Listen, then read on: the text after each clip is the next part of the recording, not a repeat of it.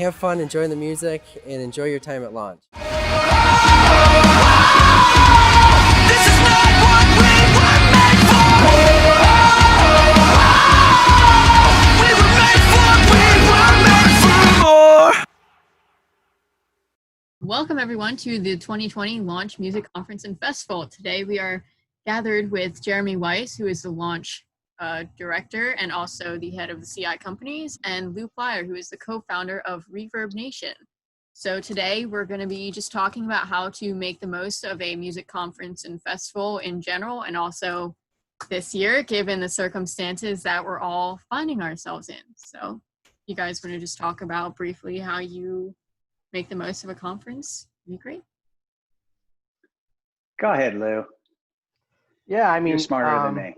I do a lot of these things. I personally like it. I know a lot of artists think they're like above these conferences. I think they're crazy because where else do you really go out and get to meet some of these industry people? And the artists, you meet artists that you could wind up being in their bands or playing with them. But it's just a great way to not just learn, but really to network. I mean, it's almost impossible for any of you artists to go and shake hands with Kevin Lyman or the head of A&R for Atlantic Records, but at a conference you can. I guess it's just something that artists should do. Make a plan, who you want to meet, things like that. I mean, I can go on and on and on, but I don't want to go on and on and on yet. Yeah, I think you're right, though. I know that personally, I've witnessed you taking note of how many reverb artists were performing at a conference, and it hasn't just been launched. We've been at several conferences together. I think most of us dumb down that we are also an industry. We are also a business, and there is not an industry or a business that the people in it don't benefit from FaceTime and one-on-one relationships.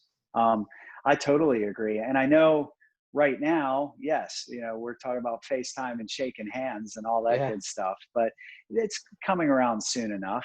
I know that every panelist that's ever spoken at my event, and I as a panelist, do notice if somebody actually is meeting me talking about what I do, meaning that they spent a little bit of time finding out who you are too. Don't you agree? Oh, no, totally.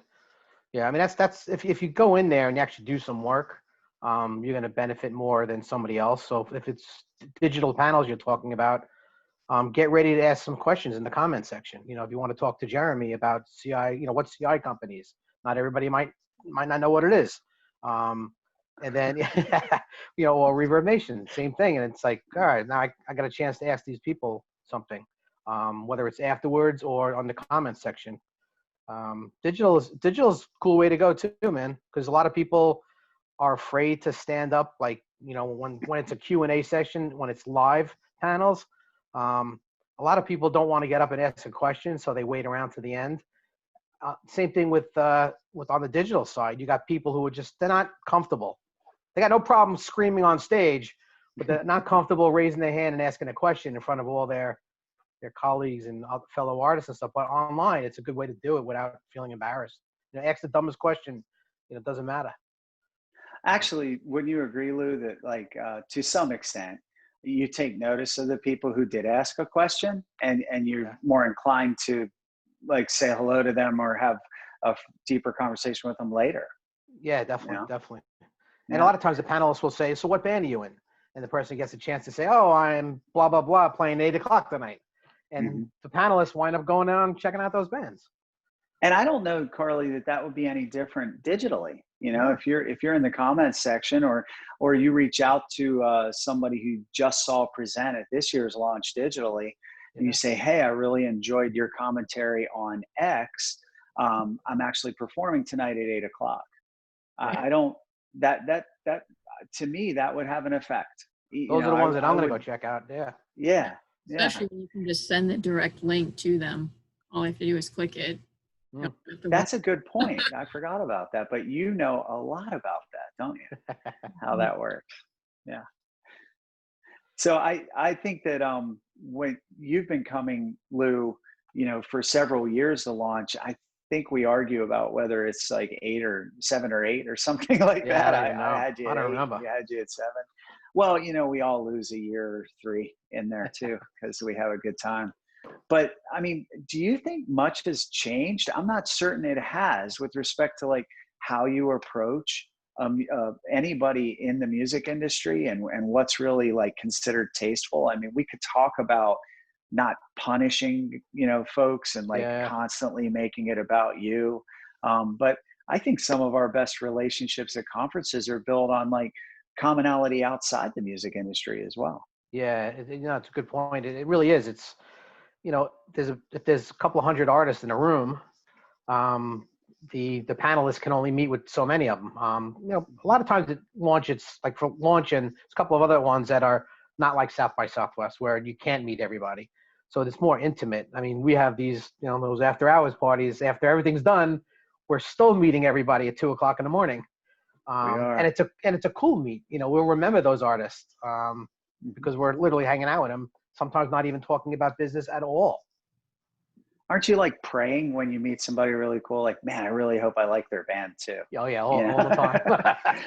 But if I was being totally honest, I like bands more when I also know them and like them. It's just something we're all guilty of, right? Yep. Yeah, totally. I think like you and I became it. You can really bond on the weirdest things, like my hatred of the Mets and your hatred of the Phillies. That's right. That's right. Yeah.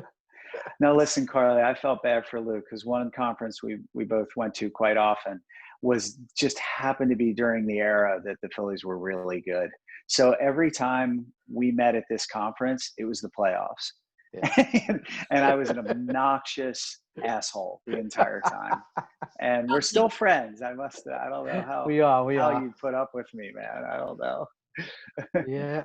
Well, this year we'll lose 40. This year we'll win 40 games again, and that'll be considered good because they're only playing 60. That's a gangbusters, right? That's when you're destined for the pennant, right? That's right. But I think that we use that. We're sharing that because that's an example of like things that can kind of also you make a different type of connection. Yeah. I mean, Carly, you had to have some of those conversations yourself, just working for Launch with different performers and panelists. Mm-hmm. And I'll agree with Lou that, if you're not in the room with all of these artists, I think you're making a mistake. I mean, the artists also, one thing I've always pointed out is when you go to a music conference, you no longer feel weird. Like you're the only person that thinks you should totally devote your life to this art form. And I think that's powerful as well. It is. Definitely. Yeah. Do you have any other questions or should we leave that for the chat, Carly? Besides just, I think we mainly touched on how to convert the tips to a digital in terms of just reaching out in the comments and maybe DMing them the link to your performance. But if you guys don't have any other tips you want to throw at people, then we can just leave it open to the comments. Well, I do think that it's also appropriate to reach out to people directly, after the conference has come and gone. How often to follow up? Lou, you can talk about that as well. I've heard you talk about it quite often. Yeah, I mean, you don't have to go crazy following up, but definitely follow up, and we expect you to follow up. Follow up a couple of days after the conference, let the person get back there and settle up on his hangover, and then follow up maybe even a week later, and then maybe even a week after that. I mean, I used to be amazing at getting back to people, but I've gotten not that amazing anymore. So I'm still getting back to people from like a week or two ago that I missed emails. Sometimes it takes 2 or 3 emails. It's not necessarily the most important thing to me personally is to get back to an artist right away. I hate saying it, but it's true. I have other things I have to deal with. But some people, it's just if someone saw your band, your live performance, whether it's digital or live, they're probably excited to hear from you, and they may have just lost your business card or something like that. So definitely follow up. It's weird. I go to conferences. I used to always go to meet with artists, like when we were launching our company, like early on. But the last really 7, 8, 9 years, I've been going to meet with industry people to get opportunities for our artists. And I literally, that's another thing for like industry people should be going to these conferences, whether they're speaking or not, because I've made deals with like everybody on all like your panels. I've made deals with Loop, 10 and 8 Management, Kevin Lyman, pretty much everyone has offered deals to ReverbNation artists just because I met them there. So it's not just good for artists. It's really, really good for industry people. That's really the main reason I go. I go to cut deals. And that's good because there is a strong emphasis on business to business, Yep. behind the scenes, making sure people can be in the same room and get to know each other and maybe like talk about whacking up a jackpot. But that's also resourceful for artists to know that if the place is attractive to industry folks, you're just going to get more of them, Exactly. And I think to your point about response time, there are a lot of folks that I really had the greatest of intentions, and I would like them. I hope they follow up because I missed their email or I forgot about it and I got encumbered with something else. I think that it's important for artists to remember none of this is personal insofar as like response time, that you can't believe you're the only person reaching out to that professional, and that just because that professional didn't respond immediately or continue to respond in short order, that does not necessarily mean a lack of interest. I think most of us will be very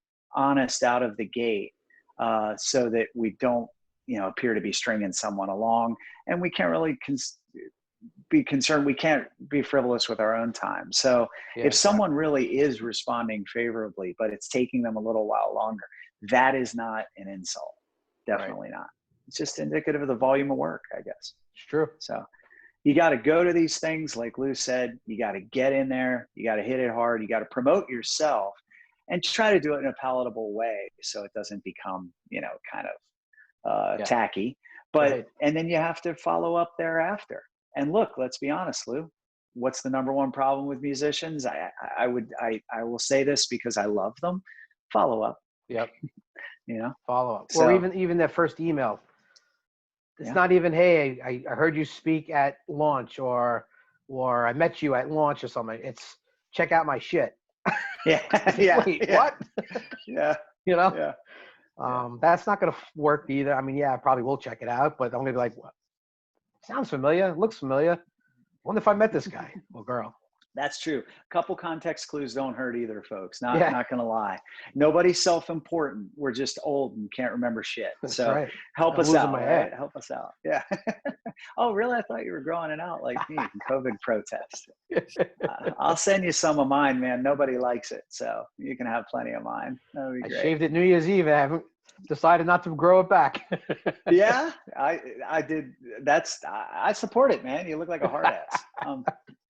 I would say, you guys, I think Lou's going to join us. We are doing a very limited in-person thing this year. We're going to have 30 bands play at an outdoor park. We're trying to kind of get this proved to anybody in the country that there's a safe way to do this.